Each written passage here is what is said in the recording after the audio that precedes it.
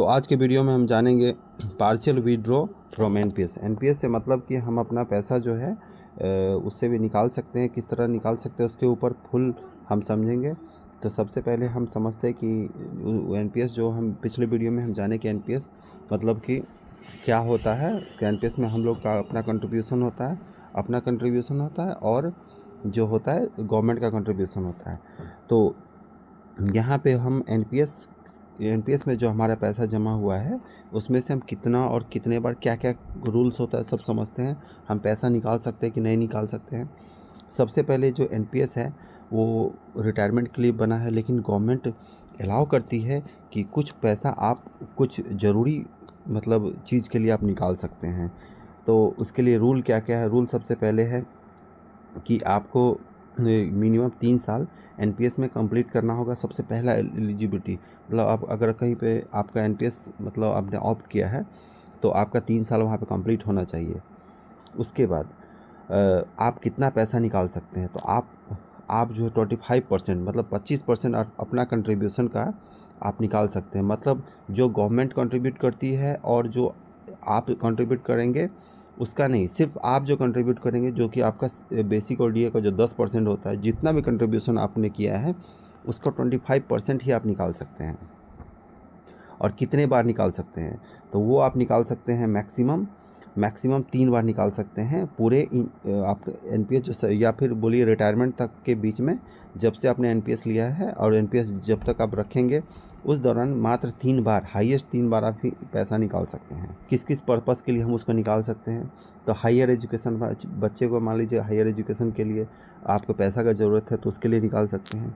अपना बच्चे के मैरिज के लिए निकाल सकते हैं।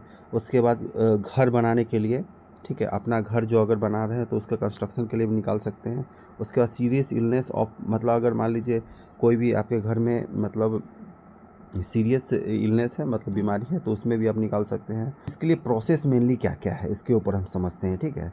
तो प्रोसेस जो होता है वो होता है कि आपको पहले तो क्या होता था कि ऑफलाइन होता था, उसमें बहुत सारा एप्लीकेशन फॉर्म होता था। उसके बाद मतलब बहुत प्रक्रिया था उसका, बहुत जगह से इधर साइन उधर साइन कराना होता था। लेकिन अभी जो है प्रक्रिया एकदम सिंपल हो गया है। एनपीएस का जो सीआरए होता है, एनपीएस का एक वेबसाइट होता है, उसके थ्रू भी आप कर सकते हैं। नहीं तो एक ऐप आता है उसके थ्रू भी आप कर सकते हैं। उस ऐप का नाम क्या है बता देते हैं। ऐप जिसके थ्रू आप अपना एनपीएस का पार्शियल विड्रॉ आप कर सकते हैं। जितना मान लीजिए 25% आपका कंट्रीब्यूशन का 25% यहाँ से आप इस ऐप के थ्रू आप जाके आप निकाल सकते हैं। जितना भी आपका कंट्रीब्यूशन होगा उसका 25%। करना क्या क्या होगा, सबसे पहले तो जितना भी आपको निकालना है उसका अमाउंट वगैरह भरेंगे।